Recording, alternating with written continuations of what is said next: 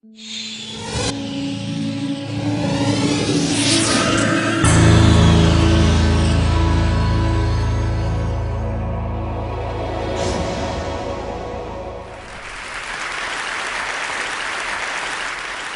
decided when I was asked to do this that what I really wanted to talk about was my friend Richard Feynman.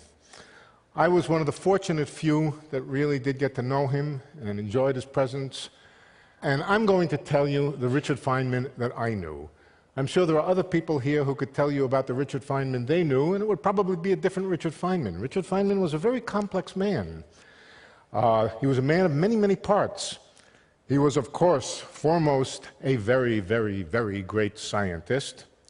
He was an actor. You saw him act. I also had the good fortune to be in those lectures up in the balcony. They were fantastic.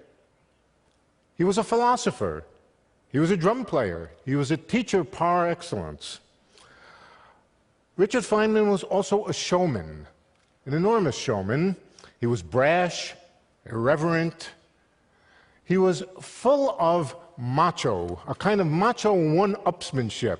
He loved intellectual battle. He had a gargantuan ego. But the man had somehow a lot of room at the bottom. And what I mean by that is a lot of room, in my case, I can't speak for anybody else, but in my case, a lot of room for another big ego. Well, not as big as his, but fairly big. I always felt good with Dick Feynman. It was always fun to be with him. He always made me feel smart. How can somebody like that make you feel smart? Somehow he did. He made me feel smart. He made me feel he was smart. He made me feel we were both smart, and the two of us could solve any problem whatever. And in fact, we did sometimes do physics together. We never published a paper together, but we did have a lot of fun. He loved to win. When these little macho games that we would sometimes play, and he didn't only play them with me, he played them with all sorts of people, he would almost always win. But when he didn't win, when he lost, he would laugh and seem to have just as much fun as if he had won. I remember once he told me a story about a joke that the students played on him. They took him, I think it was for his birthday, they took him for lunch, and they took him for lunch in to a sandwich place in Pasadena. It may still exist, I don't know. Celebrity sandwiches was their thing. You could get a Marilyn Monroe sandwich, you could get a Humphrey Bogart sandwich. The students went there in advance, and they arranged that they would all order Feynman sandwiches. One after another, they came in and ordered Feynman sandwiches. Feynman loved the story. He told me the story, and he was really happy and laughing. When he finished the story, I said to him, Dick, you know, I wonder what would be the difference between a Feynman sandwich and a Susskind sandwich. And without skipping a beat at all, he said, well, a Susskind sandwich, they'd be about the same. The only difference is a Susskind sandwich would have a lot more ham. Ham as in bad actor. Well, I happened to have been very quick that day, and I said, yeah, but a lot less bologna. The truth of the matter is that a Feynman sandwich had a load of ham, but absolutely no bologna. What Feynman hated worse than anything else was intellectual pretense, phoniness, false sophistication, jargon. I remember sometime during the 80s, the mid-80s, Dick and I and Sidney Coleman would meet a couple of times. We met a couple of times up in San Francisco at some very rich guy's house, up in San Francisco for dinner. And the last time the rich guy invited us, he also invited a couple of philosophers. These guys were philosophers of mind. Their specialty was the philosophy of consciousness. And they were full of all kinds of jargon. I'm trying to remember the words. Monism, dualism, categories all over the place. I didn't know what those things meant, neither did Dick, and neither did Sidney for that matter. And what did we talk about? Well, what do you talk about when you talk about minds? There's one obvious thing to talk about. Can a machine become a mind? Can you build a machine that thinks like a human being that is conscious? We sat around and we talked about this. We, of course, never resolved it, But the trouble with the philosophers is that they were philosophizing when they should have been scientificating. It's a scientific question, after all. And this was a very, very dangerous thing to do around Dick Feynman. Feynman let him have it, both barrels, right between the eyes. It was brutal. It was funny. Ooh, it was funny. But it was really brutal. He really popped their balloon. But the amazing thing was, after Feynman had to leave a little early. He wasn't feeling too well. So he left a little bit early, and Sidney and I were left there with the two philosophers. And the amazing thing is, these guys were flying. They were so happy. They had met the great man. They had been instructed by the great man. They had an enormous amount of fun having their faces shoved in the mud. And it was something special. I realized there was something just extraordinary about Feynman, even when he did what he did. Dick, he was my friend. I did call him Dick. Dick and I had a little bit of rapport. I think it may have been a special rapport that he and I had. We liked each other. We liked the same kind of things. I also liked the kind of intellectual, sort of macho games. Sometimes I would win. Mostly he would win. But we both enjoyed them. And Dick became convinced at some point that he and I had some kind of similarity of personality. I don't think he was right. I think the only point of similarity between us is we both like to talk about ourselves. But he was convinced of this, and he was curious. The man was incredibly curious, and he wanted to understand what it was and why it was that there was this funny connection. And one day we were walking, we were in France, we were in Les Ouches, we were up in the mountains, 1976, we were up in the mountains, and Feynman said to me, he said, Leonardo, the reason he called me Leonardo is because we were in Europe and he was practicing his French. And he said, Leonardo, were you closer to your mother or to your father when you were a kid?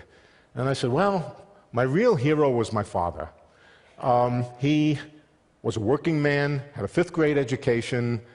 He was a master mechanic, and he taught me how to use tools. He taught me all sorts of things about mechanical things. He even taught me the Pythagorean theorem. He didn't call it the hypotenuse. He called it the shortcut distance. And Feynman's eyes just opened up. He went off like a light bulb. And he said, you know, he had had basically exactly the same relationship with his father. In fact, he had been convinced at one time that to be a good physicist, that it was very important to have had that kind of relationship with your father. I apologize for the sexist conversation here, but this is the way it really happened. He said he had been absolutely convinced that this was necessary, a necessary part of the growing up of a young physicist. Being Dick, he of course wanted to check this. He wanted to go out and do an experiment.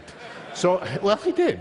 He went out and did an experiment. He asked all his friends that he thought were good physicists, was it your mom or your pop that influenced you? And to a man, they were all men, to a man, every single one of them said, my mother. There went that theory down the trash can of history. But he was very excited that he had finally met somebody who had the same experience as with his father, with my father, as he had with his father. And for some time, he was convinced this was the reason that we got along so well. I don't know, maybe, who knows. But let me tell you a little bit about Feynman, the physicist. Feynman's style, now style is not the right word. Style makes you think of the bow tie he might have wore or the suit he was wearing. There's something much deeper than that. But I can't think of another word for it. Feynman's scientific style was always to look for the simplest, most elementary solution to a problem that was possible. If it wasn't possible, you had to use something fancier. But no doubt part of this was his great joy and pleasure in showing people that he could think more simply than they could.